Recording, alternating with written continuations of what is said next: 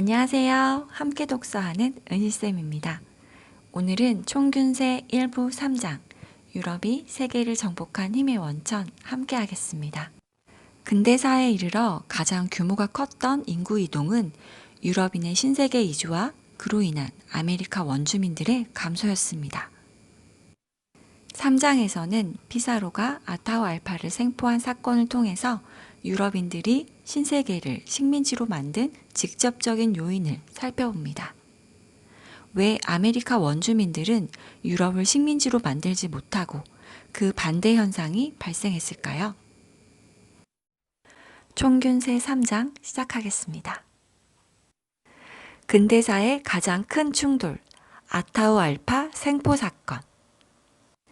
5대륙 중 인류가 가장 늦게 살기 시작한 대륙은 아메리카였고, 아메리카는 그 후로도 복잡한 사회를 이룬 유럽이나 아시아들과는 교류가 극히 제한적이었습니다. 그러다가 1492년 콜럼버스가 아메리카 원주민들이 밀집해 살고 있던 카리브해의 여러 섬들을 발견하면서 갑작스럽게 구세계와 신세계의 본격적인 충돌이 시작됩니다. 그 후 가장 극적인 순간은 1532년 11월 16일 아타후알파의 생포 사건이었습니다.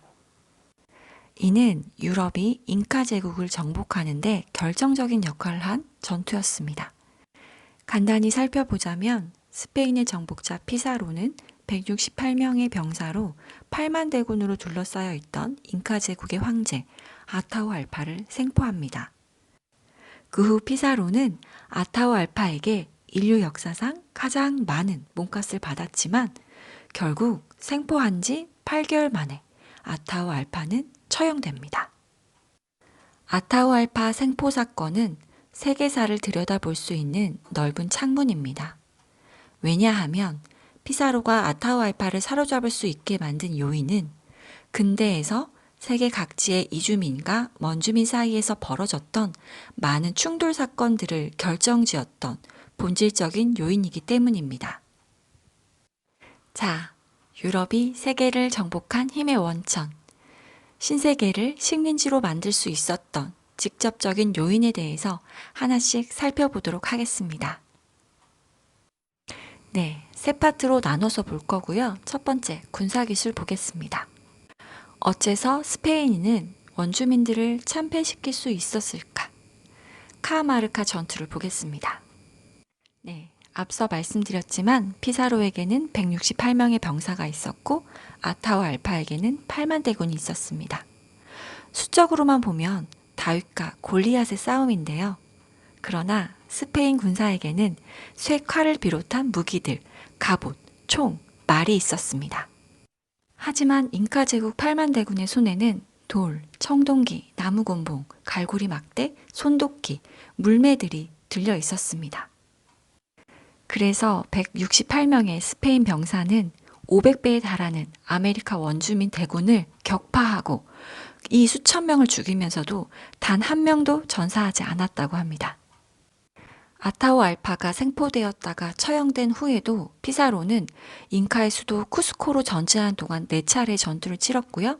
이때 스페인 기마병은 각각 80명, 30명, 110명, 40명으로 이 수만 명에 달하는 인디언들과 대적해서 싸웠고 모두 승리를 이끌었습니다. 잉카족은 스페인의 최초의 정복으로부터 5, 6년 사이에 2차례에 걸쳐 스페인에 대항하여 착실하게 준비하고 결사적으로 싸웠지만 결국 스페인의 월등한 장비를 이길 수는 없었습니다. 스페인의 강력한 정복 요인, 쇠무기, 총, 갑옷, 말. 네, 첫 번째로 총에 대해서 볼까요? 1700년대에 이르러 칼 대신 총기가 주요 무기로 사용되면서 유럽의 침략자들은 더욱 유리해졌습니다. 총의 위력을 보여주는 예를 살펴보도록 하겠습니다. 1808년 영국의 선원 찰리 세비지는 머스켓 소총을 지니고 피지 제도에 도착했습니다. 세비지, 잔인한 자라는 이름에 걸맞게 그는 혼자 힘으로 수많은 만행을 저질렀습니다. 한 번은 카누를 타고 피지인의 카사브 마을에 이르렀는데 마을 울타리가 사격거리 안에 들어왔을 때 카누를 멈추고 무방비 상태의 주민들을 마구 사살했습니다. 희생자들이 너무 많아서 살아남은 주민들은 시체를 쌓아놓고 그 뒤에 숨었으며 마을 옆으로 흐르는 냇물은 새빨갛게 피로 물들었다고 합니다. 소총 한 자루의 위력이 정말 대단했네요. 예, 이번엔 갑옷을 보겠습니다. 카하마르카 전투에서 스페인인들이 입고 있었던 쇠갑옷, 사슬갑옷, 쇠투구는 인디언들이 휘둘렀던 곤봉의 타격을 효과적으로 막을 수 있었습니다.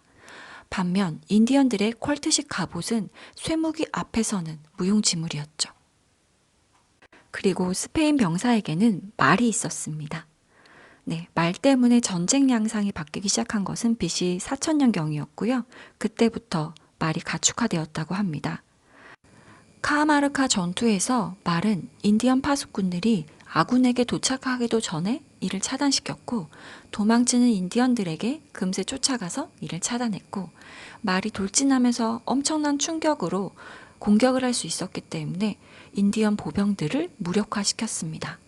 그리고 처음 말을 본 인디언들에게는 공포심까지 유발시켰다고 합니다. 이렇게 말은 행동 반경이 넓고 기습 공격이 가능했으며 불리할 땐 재빨리 퇴각할 수도 있었습니다. 전쟁에서 말이란 개이득인 거죠. 네. 말은 그래서 20세기 초반에 이르기까지 6천년 동안 군사 무기로 활용되었습니다. 결국 말은 모든 대륙에서 사용되었고 기병대의 군사적 우월성은 1차 세계대전 때 종지부를 찍었습니다. 네, 지금까지 유럽인들이 신세계를 식민지로 만든 직접적인 요인, 군사기술에 대해서 알아봤고요. 다음으로는 유라시아의 고유의 전염병에 대해서 보도록 하겠습니다. 전염병. 아타우알파는 어쩌다가 카하마르카로 오게 되었을까요? 결론부터 말씀드리자면 바로 천연두 때문이었습니다. 천연두는 스페인 이주민들이 파나마와 콜롬비아에 도착한 후부터 남아메리카 인디언 사이에 퍼지기 시작합니다. 1526년 잉카의 황제 우아이나 카팍과 대부분의 신하들은 천연두로 죽게 됩니다. 설상가상으로 후계자로 정해져 있던 장남 니난쿠유치까지 급사하고 맙니다. 이에 아타우알파와 아타우알파의 이복형 우아스카르는 재위를 두고 치열한 내전 끝에 아타우알파가 승리하게 되죠. 아타우알파는 1532년 5월 황제 자리에 오르게 됩니다. 이처럼 아타우알파의 군대는 잉카족을 분열시키고 악화시킨 결정적인 내전에서 막 승리를 거둔 상태였고 그래서 그 당시 카하마르카에 있었던 것이었습니다. 만약 이런 유행병이 없었다면 스페인인들은 하나로 단합된 잉카 제국과 싸워야 했을 겁니다. 그럼 전염병은 인류의 역사에서 어떤 역할을 했을까요? 면역성을 가진 침략자들이 면역성이 없는 민족에게 퍼뜨린 이 전염병은 유럽인들의 신세계 정복에 결정적인 역할을 합니다.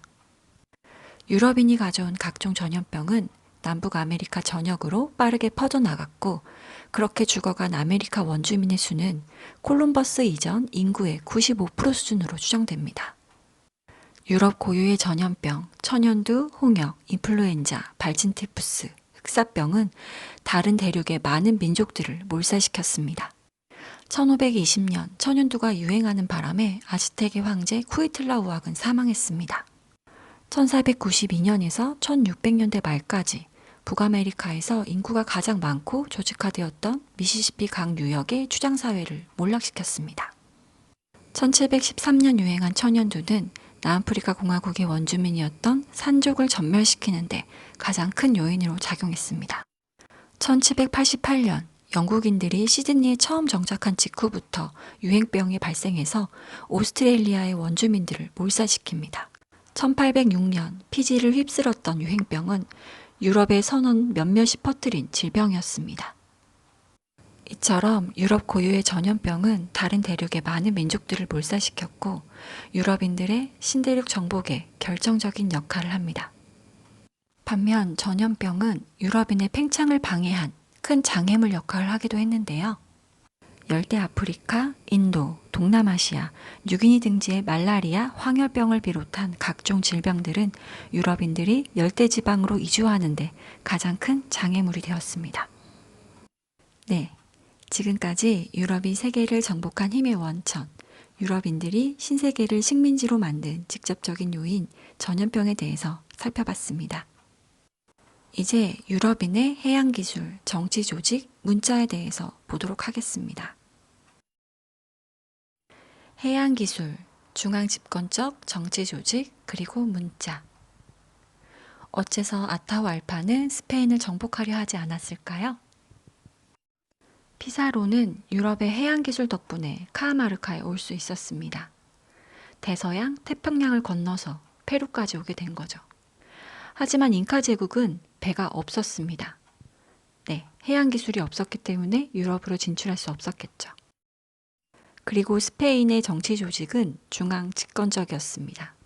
그로 인해 자금을 마련하고 배들을 건조하고 선원을 고용하고 장비를 구입할 수 있었습니다. 하지만 잉카 제국은 절대 군주제였습니다. 황제 사파 잉카는 신적 존재로 추앙의 대상이 되었고 이는 세습되었습니다. 아타후알파가 생포되고 처형당하자 잉카는 송두리째 와해됐습니다. 오히려 불리한 요소로 작용한 거죠. 그리고 스페인은 문자를 가지고 있었습니다. 스페인인들은 문자 덕분에 인간의 행동과 역사에 대한 방대한 지식을 가질 수 있었습니다. 콜럼버스의 항해와 페르난도 코르테스의 멕시코 정복에 대한 정보가 스페인에 전해졌고 이는 신세계로 가고자 하는 동기를 부여했습니다. 항해에 필요한 지식도 제공해 주었습니다. 반면 잉카 제국에는 문자가 없었습니다. 그래서 잉카족은 스페인인들에 대해 전혀 몰랐습니다. 또한 역사적으로 앞선 다른 시대에 무수히 일어났던 유사한 침략 위협에 대해 전혀 듣지도 읽지도 못했습니다. 네, 이렇게 스페인과 잉카 제국의 간극은 매우 컸으며 잉카 제국의 아타후알파는 작은 연못의 황소개구리쯤 되는 걸로 보입니다. 그런데 말입니다. 어째서 아타후알파는 피사로의 함정 속으로 걸어 들어갔을까요? 궁극적인 원인은 바로 문자입니다. 지금까지 말씀드렸지만 조금 더 자세하게 설명드리겠습니다. 스페인인들은 이미 1510년부터 잉카족의 북쪽 변경에서 1000km도 안 떨어진 파나마를 정복했고 1527년 피사로가 페루의 해안에 처음 상륙할 때까지 잉카족들은 스페인인들의 존재조차 알지 못하고 있었던 듯합니다. 아타후알파 또한 스페인인이나 그들의 군사력, 의도에 대한 정보가 거의 없었습니다. 문자가 없었기 때문에 아타후알파가 가진 정보는 입에서 입으로 전해진 빈약한 정보일 뿐이었습니다. 그리고 덧붙이자면 아타후알파는 어리숙했습니다. 생포된 후에도 치명적인 계산착오를 저질렀는데요. 아타후알파는 스페인인들에게 어마어마한 몸값을 주었고 이들이 이 몸값만 받으면 자기를 풀어주고 가버릴 것이라고 순진하게 믿고 있었습니다. 네, 그러다 결국 처형당했죠. 네, 지금까지 아타후알파의 생포 사건을 통해서 유럽인들이 신세계를 식민지로 만든 직접적인 요인, 해양기술, 중앙집권적 정치조직, 문자에 대해서 살펴봤습니다.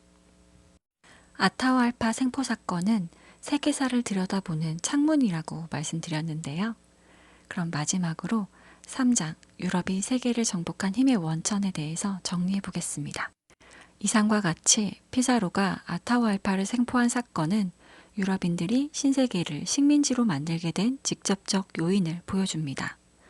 피사로가 성공을 거둔 직접적 원인에는 총기, 쇠무기, 말 등을 중심으로 한 군사기술, 유라시아 고유의 전염병, 유럽의 해양기술, 유럽 국가들의 중앙집권적 정치 조직, 문자 등이 있습니다.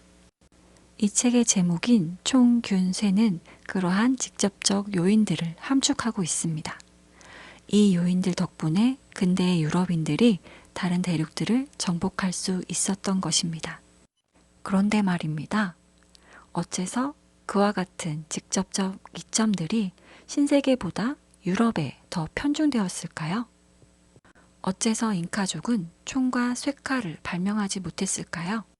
왜 그들은 짐승을 타고 다니지도 못했고 유럽인들에게 전염병을 퍼뜨리지도 못했고 바다를 건널 수 있는 배도 없었고 발전된 정치 조직을 만들 수도 없었을까요?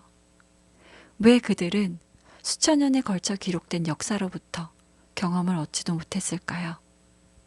이와 같은 의문들은 앞으로 우리가 이 책의 2부와 3부에서 다루게 될 궁극적 인간관계에 대한 문제인데요. 호기심을 톡톡 건드려주시는 제레드 다이아몬드 교수님, 리스펙합니다. 네, 이것으로 총균세 1부 인간 사회의 다양한 운명의 갈림길을 마치겠습니다. 다음 이 시간에는 2부 식량 생산의 기원과 문명의 교차로 4장 식량 생산의 기원을 함께 하겠습니다. 지금까지 은실쌤이었고요. 좋아요, 구독, 알림 설정 부탁드릴게요. 그럼 저는 다음 이 시간에 뵙겠습니다. 모두 건강하시고 행복하세요. 안녕.